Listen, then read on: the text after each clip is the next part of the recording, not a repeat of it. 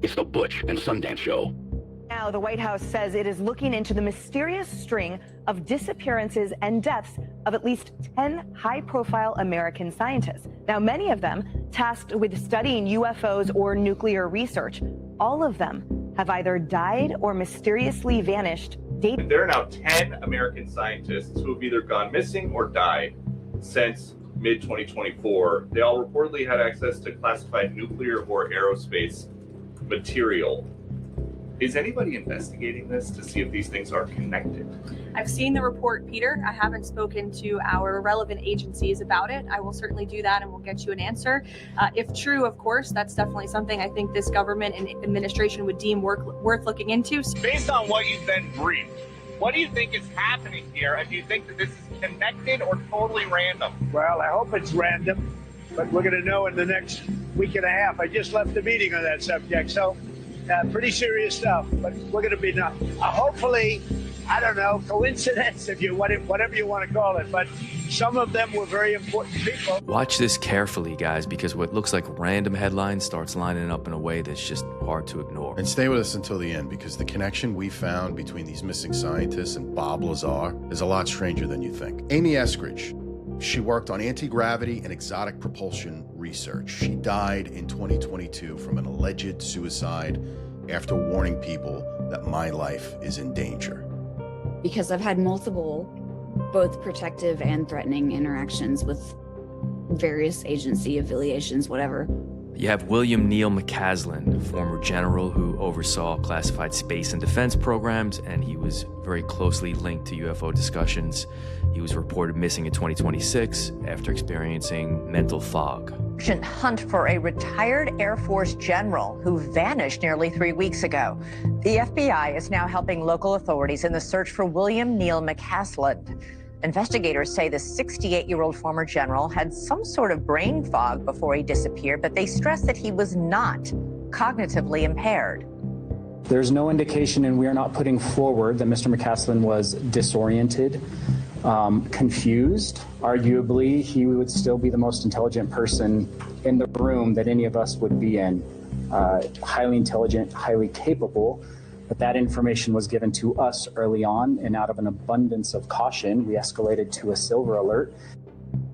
Now, before retiring, General McCasland oversaw a highly classified program linked to UFO research. And many are wondering if that secretive work, past and researching UFOs, could have made him a target somehow.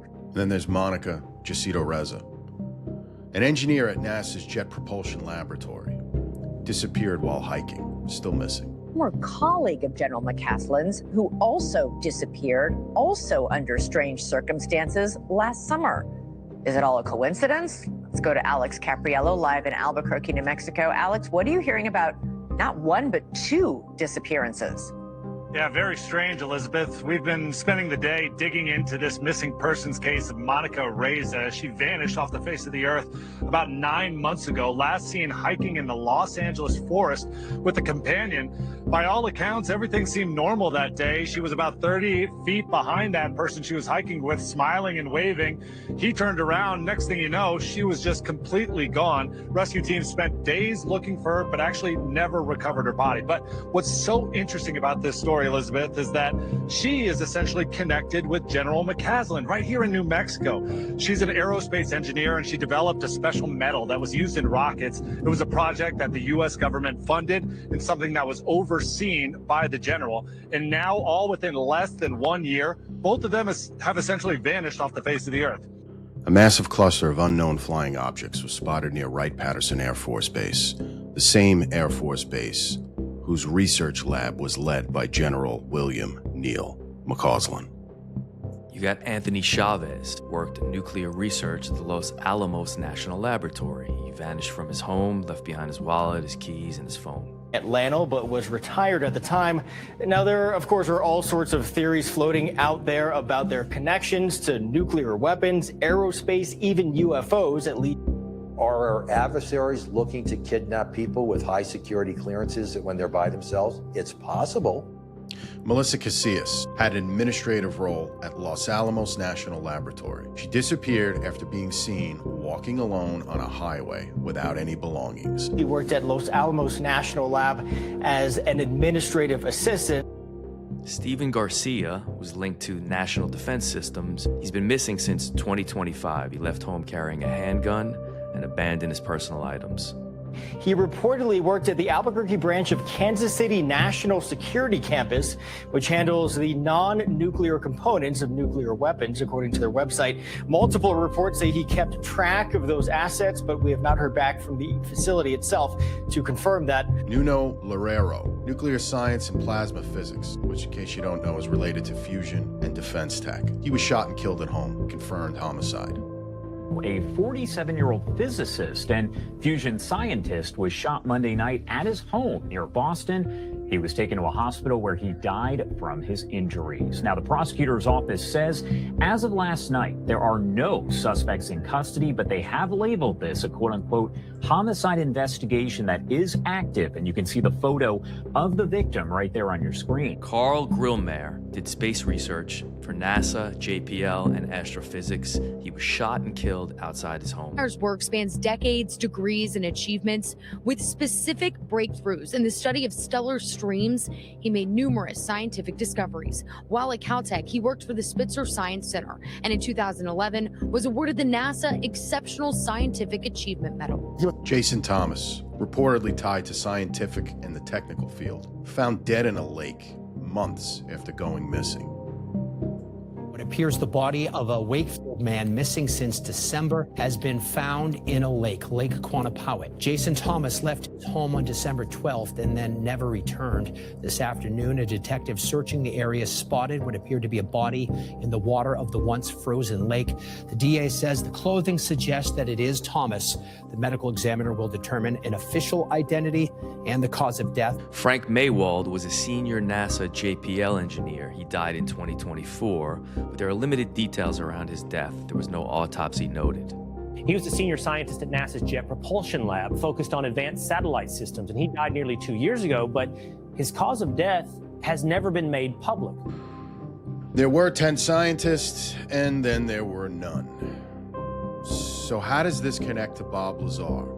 Well, if you break it down, Butch, Bob Lazar worked, or allegedly worked, claimed that he worked on the same black projects and compartmentalization as these scientists did. Some of these scientists worked at Los Alamos. Bob Lazar claimed he worked at Los Alamos and he worked at S4, which is near Area 51, working on reverse engineering alien tech. I think we all know that at this point. These scientists that are tied to NASA and Los Alamos, they also operate in highly compartmentalized environments, and there's an overlap. You know, people working in these systems don't really see the full picture. They know that they're doing something important, but they don't know quite what that is.